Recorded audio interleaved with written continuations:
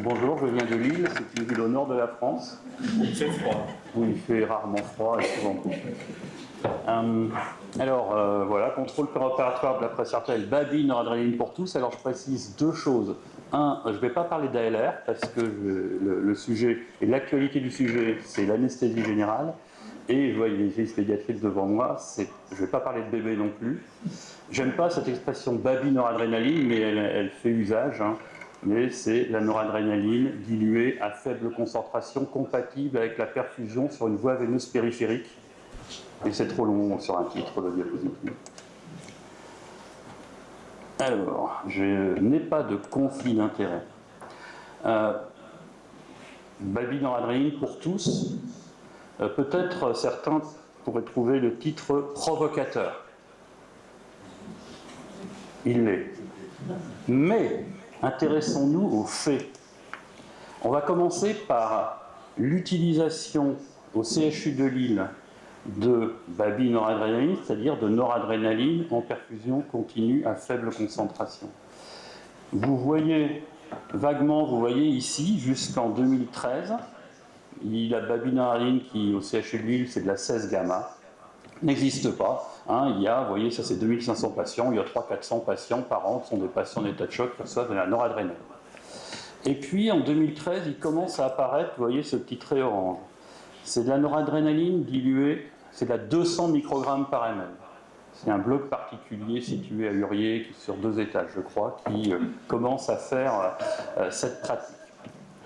Et puis, à partir de là, vous voyez ce qui s'est passé depuis. Donc ça, c'est la noradrénaline 16 gamma au CHU de Lille. Alors, ce n'est pas encore tous les patients, mais on est maintenant quand même à 20% des patients endormis. Ça inclut les endoscopies, etc. Donc il y a des blocs opératoires où tous les patients reçoivent de la babi noradrénaline. D'ailleurs, je vous en montre un au hasard. Céric Sirenei, il a une base de données là, qui a 527 œsophagectomies de 2018 à 2024. Noradrénaline péropératoire, 85% des patients. Et je pense que ceux qui n'en ont pas, c'est peut-être ceux de 2018-2019. Donc c'est quasi tous les patients sont sous babi noradrénaline. Et je ne dis pas que c'est bien ou mal. Je dis juste que c'est un constat. Ce constat, il n'est pas propre au CHU de Lille, sinon ça ne nous intéresserait que nous.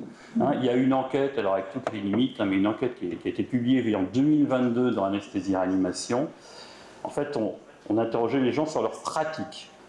Et dans les répondants qui étaient à 90% des IAD, et donc ils sont quand même beaucoup là à la tête du patient pour ces genres de pratiques, vous voyez que 93% ont répondu qu'ils utilisaient de la noradrénaline fortement diluée. Et ça n'est pas que français. Je vous montre là l'éditorial d'Anesthésie 2021 qui disait « Il est temps d'utiliser la noradrénaline périphérique dans les salles d'opération ». Alors c'était, parce que c'est le monde anglo-saxon, c'était plutôt pour dire versus phényléphrine plutôt que versus rien du tout, mais enfin on voit bien cette tendance globale et générale. Et donc la question, c'est pas à moi qu'il faut la poser, c'est à vous. Pourquoi vous faites de la noradrénaline du matin au soir chez nos patients endormis? Moi, quand j'avais votre âge, j'en faisais jamais. Peut-être que je faisais mal, que vous faites beaucoup mieux. Alors en réalité, là, vous allez me dire, Hans de Tavernier, on lit. On est des bons élèves. Alors vous voyez que 2024, on a commencé avant 2024, mais les recommandations de l'ASFAR en 2024, elles nous disent bien, il est probablement recommandé d'éviter un niveau de pression artérielle inférieur à 60-70 chez le patient non hypertendu chronique pour diminuer la mortalité post-opératoire, pas pour faire plaisir à la feuille d'anesthésie, pour diminuer la mortalité post-opératoire. Et peut-être, oui, c'est simplement un avis d'expert, chez les patients hypertendus, il faut viser au moins 70 mm de mercure.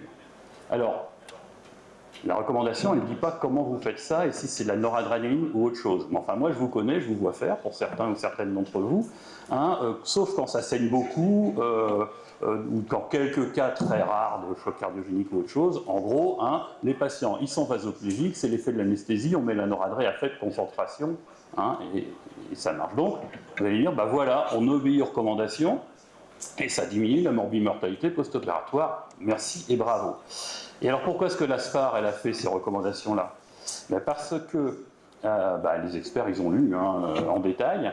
Et donc, cette recommandation elle est fondée essentiellement sur une quinzaine d'études observationnelles rétrospectives de cohortes de plusieurs milliers ou dizaines de milliers de patients, et qui montrent, et ça c'est une espèce de tableau de synthèse de ces résultats qui est probablement illisible, mais vous avez les colonnes mortalité, acute kidney injury, on va dire acquis entre nous, myocardial injury, donc la troponine qui monte, les AVC, le délirium, et puis toute la morbidité, et puis l'incidence donc de ces événements post-opératoires, de cette morbimortalité post-opératoire, en fonction du seuil de pression artérielle le plus bas qui a été relevé chez le patient, et ça commence à 45, à 40, même vous voyez 40, 45, 50, et à chaque fois il y a 1 minute, 5 minutes, 10 minutes.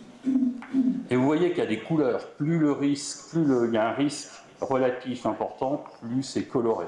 Et donc vous voyez tout de suite que presque tout le rouge il est en dessous de cette ligne-là. Et cette ligne-là, vous le voyez, elle est simplement à 50 mm de mercure. Et puis, si on veut éliminer la plupart des risques, on monte jusque-là à 65 mm de mercure. Et donc, on arrive à la reco de l'ASFAR. Et c'est sa justification. Alors, finalement, tout va bien.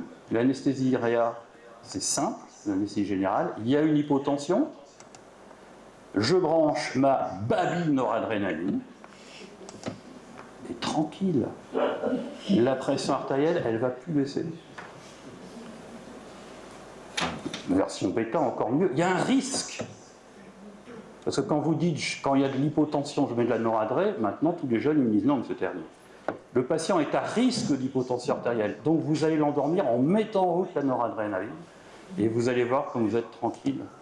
Comme la vie va être belle. Alors l'idée des prochaines diapositives, pas du tout provocatrice, c'est juste de se dire que, est-ce que ce monde-là n'est pas trop beau? Est-ce qu'il n'y a pas un danger caché quand la vie est belle? J'espère que vous connaissez ce film-là pour comprendre l'allusion. Alors la première question, c'est vraiment pour tous. Et je vais vous montrer une des études qui ont été à l'origine de ces recommandations. Alors c'est un bon travail, anesthésiologie, 138 000 patients, chirurgie majeure non cardiaque, réglée et en urgence, l'hypotension définie arbitrairement, même s'il y avait plusieurs seuils après testés, valeur la plus basse supérieure à 10 minutes, donc oui, ils ont testé différents seuils. La conclusion générale de l'étude, elle va parfaitement, en plus c'est le risque, c'est l'acquis, le risque de dysfonction rénale aiguë, qui est l'une des choses les plus sensibles à la pression de perfusion péropératoire. L'hypotension, de façon sévérité dépendante, plus le chiffre il est bas, est un facteur de risque indépendant, donc indépendant des autres facteurs de risque, de survenue de dysfonction rénale. Ok, donc là on a le message, on est compris, on est content, etc. Ce qui est intéressant dans ce travail, c'est qu'ils ont divisé leur effectif, tous étant des patients dits à risque, en 4 quartiles. Alors, je ne vous mets pas le détail des quartiles, mais je peux vous dire, par exemple, un patient ASA 1-2, il ne peut jamais sortir du premier quartile. Quoi qu'on lui fasse, chirurgie en urgence, qui saigne, qui dure 6 heures, etc., il ne peut pas sortir du premier, éventuellement toucher le deuxième quartile. Et là, vous avez l'augmentation du risque relatif dans le premier, deuxième, troisième et quatrième quartile. Vous voyez, alors évidemment, on ne va pas en dessous de 50, et on est d'accord, et on ne discutera plus jamais de ça. Une PAM à 45 ou 40, on ne laisse pas. Enfin, en tout cas, je ne parle pas du nourrisson, on ne laisse pas. Et puis là, vous voyez, il s'arrête à 64, parce qu'au-dessus, les courbes, elles ne baissaient plus. Et vous voyez qu'un patient qui a peu, ou même qui a un peu de facteur de risque de faire une dysfonction rénale post-opératoire, que votre objectif soit à 50 ou à 64, le risque ne change pas. Il n'y a que chez les patients à haut risque que c'est un enjeu évident, mais vous voyez que ce patient-là, même si vous faites bien tout ce que vous pouvez bien sur l'hémodynamique et donc avec de la noradré, le plus souvent, il a un risque élevé. Donc ça, c'est une première information importante, c'est que, je pense, l'hypotension, en tout cas les seuils bas d'hypotension, il n'y a pas de lien avec la morbimortalité, sauf chez les patients à risque, voire à très haut risque, de dysfonction rénale pour ceux-là, d'atteinte myocardique pour d'autres. Donc, si ce n'est pas pour tous, on va aller voir un peu plus loin. Est-ce que c'est vraiment utile de faire cette babino-adrénaline qu'on fait à tous les patients à risque? Donc, tous les patients à risque, hein, c'est déjà, on a éliminé 70% des patients qu'on endort dans un CHU et peut-être encore plus ailleurs. Alors, en fait, pour savoir, il faudrait pouvoir faire des études prospectives randomisées, avec ou sans noradrénaline, mais ça c'est difficile parce qu'on travaille sur les seuils. Donc, je reformule la question. Est-ce que c'est mieux d'avoir un objectif de PAM, on va dire au-dessus de 70, mettons même 80 mm de mercure, et donc vous savez bien que chez un patient endormi à risque, il y aura de la noradré ou en tout cas un vasoconstricteur, versus des seuils plus bas, 60, voire en dessous de 60. Alors vous me dites, ben, s'il y avait ces études-là, on se baserait sur ces études-là pour... Il n'y en a pas? Ah si, il y en a 10. Il y en a 10 dans la littérature dans cette méta-analyse de 2023. Vous voyez que ça, c'est les 10 études. Et il y a deux groupes randomisés. En bas, c'est l'objectif de PAM bas. Et vous voyez que c'est genre 50. Hein. Alors, ce n'est pas l'objectif de PAM, c'est le sens de la petite flèche qui va vers le haut. C'est le seuil en dessous duquel on ne veut pas aller. Pareil là. Et là, c'est les pressions artérielles moyennes, en moyenne, effectivement constatées chez ces patients. Vous voyez que la différence, on la retrouve dans toute, peut-être cette étude-là. Ah, qu'est-ce qui se passe en post-opératoire? Eh bien, voilà le critère de jugement principal. Il n'y a pas de différence. Et il n'y a pas de différence dans la mortalité, dans tous les secondaires outcomes. À vrai dire, si, il y a moins de fibrillation atriale post-opératoire si on a eu un objectif de pression artérielle bas, parce que probablement on utilisait moins de catécholamine. Mais bon, c'est bizarre, hein? Alors, je détaille juste parce que cette méta-analyse, il y a un point important d'une étude qui est parue en 2023, puisque vous voyez que là, il y a eu 3700 patients, enfin il y a eu plus de 7000 patients randomisés, avec donc une map, un seuil de pression artérielle moyenne, enfin un seuil minimum acceptable à 60 et l'autre à 80 mm de mercure. Donc, cette étude elle est intéressante parce que 100% des patients sont hypertendus et à risque vasculaire. 100% sont hypertendus. Les deux cibles sont les suivantes. Et qu'est-ce qui se passe quand on regarde le critère de jugement principal, la mort vasculaire, les MINS non fatales, le stroke, blablabla? C'est strictement pareil. Strictement pareil. Et c'est strictement pareil dans tous les critères de jugement secondaire. Donc les choses sont peut-être pas si simples qu'il n'y paraît. Alors il y a des vicieux, ils vont même se poser la question de dire, mais en mettant de la noradrénaline largement, est-ce qu'il n'y a pas un risque d'être délétère? Parce que dans toutes les études d'association, qui sont à la base des recommandations, et des bonnes pratiques, hein, attention, il ne faudra pas, je résumerai bien à la fin, il n'est pas question de dire la pression artérielle on s'en fout et la noradrénaline on n'en fait pas. Mais ce sont des études observationnelles, et les gens avaient peu regardé, chez ces patients hypotendus, ceux qui avaient reçu ou pas un vasoconstricteur. Et puis ces études ont commencé à sortir. En voilà une. Alors ça passe un peu inaperçu, hein, c'est publié dans Renal Fair. Et en 2022, c'est un petit effectif, hein, mais c'est des patients à risque, hein, 830 patients, chirurgie programmée. Et vous pouvez lire le titre ou la conclusion. Les vasopresseurs, c'était de la phényléphrine et de la noradrénaline. L'utilisation à haute dose de vasopresseurs est associée avec la survenue de dysfonction rénale post-opératoire de façon bien sûr indépendante des autres facteurs, dont la sévérité de l'hypotension. Deuxième étude aussi publiée en 2022, qui est purement observationnelle, rétrospective, de pratique. C'est aux États-Unis, c'est, je ne sais plus, il y a genre 25 centres, il y a 30 000 patients, vous voyez, c'est 6 000 patients par an, et on regarde l'évolution des pratiques entre 2015 et 2019.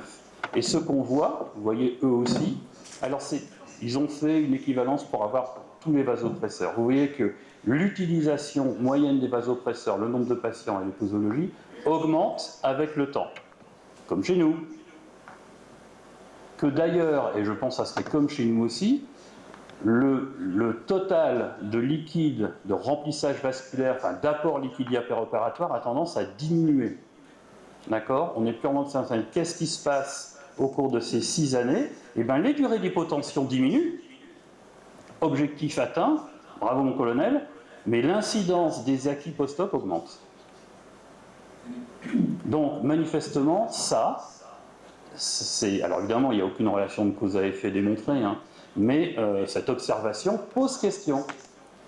Et puis je vous en ai mis une troisième, publiée dans notre revue ACCPM récemment aussi, qui a ciblé la phényléphrine, et avec différentes analyses statistiques, pareil, phényléphrine et dysfonction rénale post-opératoire, et ben les patients, la phényléphrine est un facteur de risque indépendant de faire une insuffisance rénale, pas une insuffisance rénale, une dysfonction rénale post-opératoire.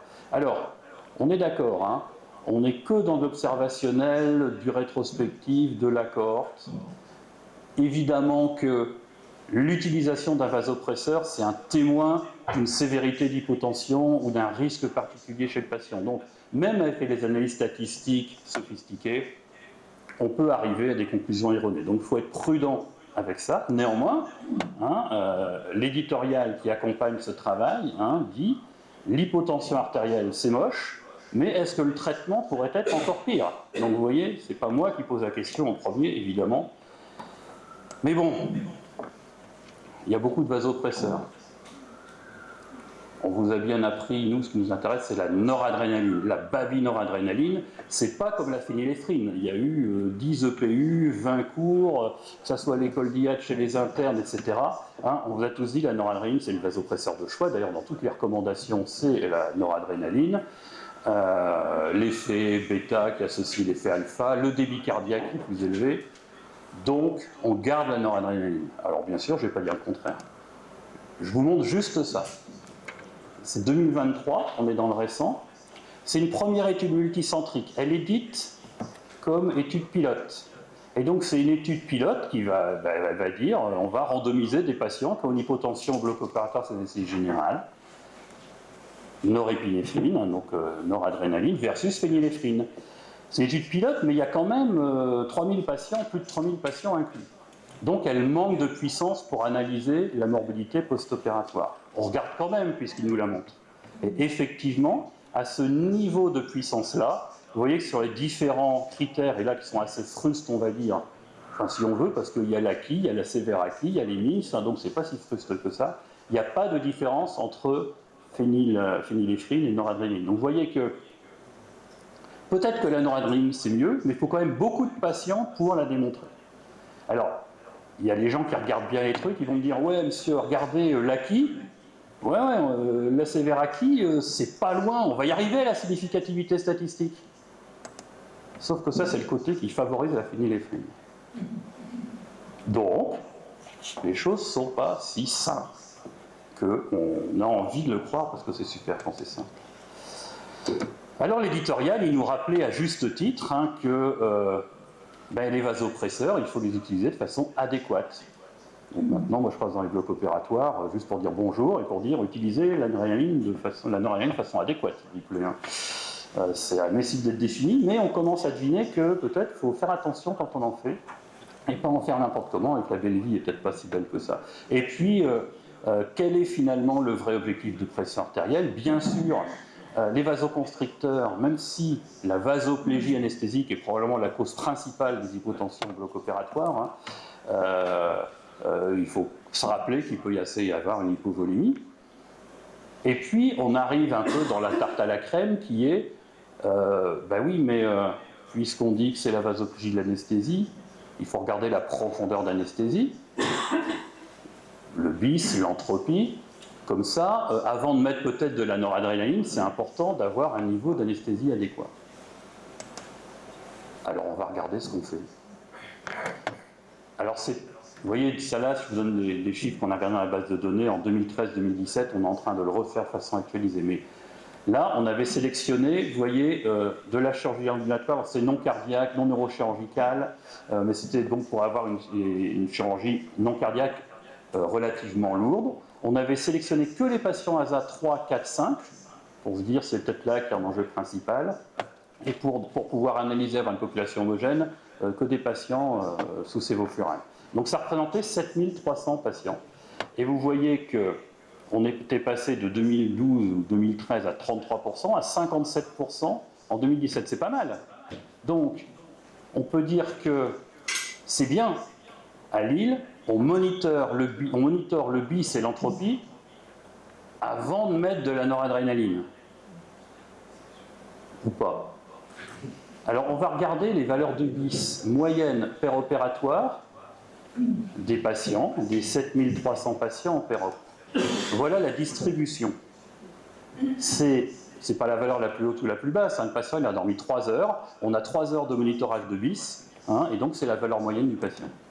50% des patients sont entre 0, mais mettons entre 20 et 40. Là, c'est de l'entropie.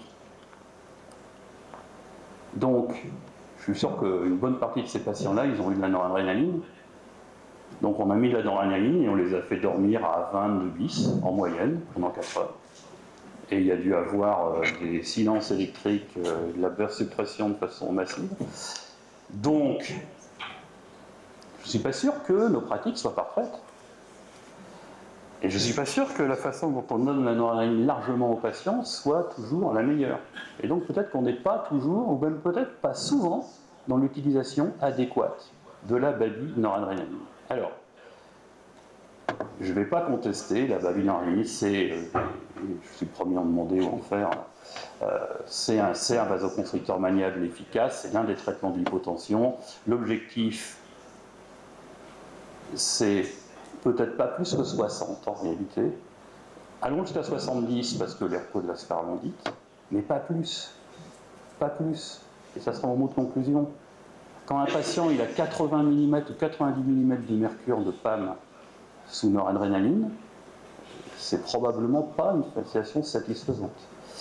Alors le futur, ou en partie le présent, ça serait de personnaliser la cible, puisque ça avait été bien montré dans cette étude qui voulait justement regarder quelles étaient les pressions artérielles des patients en base avant d'aller au bloc opératoire. Et vous voyez ici que la PAM dite de référence des patients, elle a la valeur qu'elle est. Là, peu importe, ce qui est intéressant, c'est de voir que, évidemment, et vous n'êtes pas surpris, il y a un large range de pression artérielle de base chez nos patients.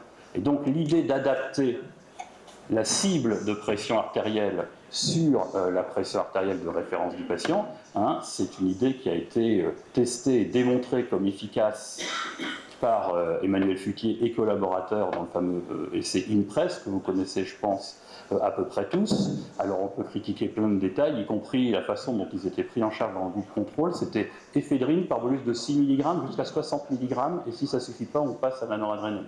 Je ne suis pas sûr que ça soit ça qu'on fasse en pratique, même quand on évite la noradrénaline, mais peu importe, la noradrénaline en SAP montrait avec cet objectif-là, et donc c'est des objectifs de pression artérielle systolique qui sont plus élevés que tout ce que je vous ai montré avant. Donc, ça pose une question. Mais ce qui était intéressant de voir dans cette étude, dans la prise en charge globale, c'est ça, c'est que tous les patients avaient une optimisation du volume d'émission systolique par le remplissage, et que tous les patients avaient une prophylaxie monitorée pour être à 40 à 60. Et donc ça n'est qu'à partir de ce moment-là que, s'il fallait, on leur donnait le vasoconstricteur. Donc vous voyez que la prise en charge, elle est bien plus complète et globale que, en tout cas, ce qu'on fait à Lille dans la pratique de tous les jours. Alors l'idée qui émerge après, c'est de se regarder la pression artérielle des patients la nuit. Parce que vous le savez, Karim il a dit ouais c'est fini la nuit, les patients ils dorment donc on peut viser une pression plus basse. Non, moi je crois que c'est pas fini. Moi la nuit quand je dors ma pression baisse, mais vous aussi, vous le savez, et les patients qu'on va endormir aussi. Et vous voyez quand on regarde la pression la plus basse mesurée pendant le sommeil physiologique, alors sommeil physiologique avec un moniteur de la pression artérielle, donc je ne pense pas que ça se évalue si ça ne mesure pas correctement. Il y a des patients, ils ont 40 mm de mercure de PAM pendant la nuit et le lendemain ils se réveillent, ils n'ont pas fait de dysfonction rénale. Donc l'idée qui vient là au-dessus, ça serait de dire, parce que quand même il y en a qui sont à 40, mais il y en a même pendant qu'ils dorment, ils sont à 100 ou 110, vous voyez.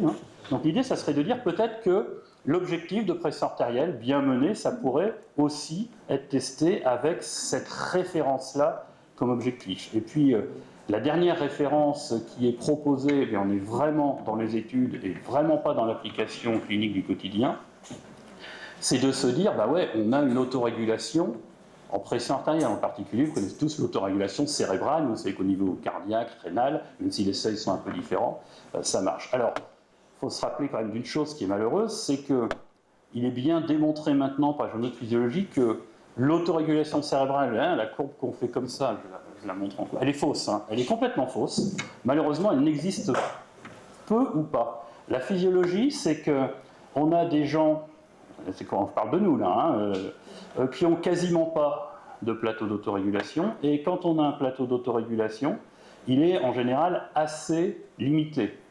Donc l'idée qu'on puisse avoir une espèce de sécurité avec le seuil d'autorégulation à 60 est probablement faux. Et pourtant, quand on descend à 60, les patients ne vont pas moins bien qu'à 80. Mais bon, c'est des effectifs, c'est 100 000 patients, peut-être que patient par patient, on peut faire mieux. Et donc, là, il y a des auteurs, notamment, vous voyez, qui proposent d'évaluer l'autorégulation cérébrale de chaque patient.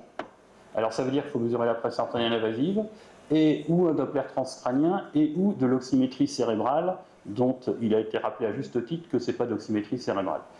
Donc, pour l'instant, on est au stade d'études, et il y a, ça, vous voyez, c'est un travail qui est en cours, qui va tester si, en ajustant la pression artérielle péropératoire, en se mettant juste au-dessus du seuil inférieur de l'autorégulation cérébrale, eh ben, on arrive à avoir moins de complications post-opératoires que des patients, on va dire, qu'on prend en charge plus classiquement.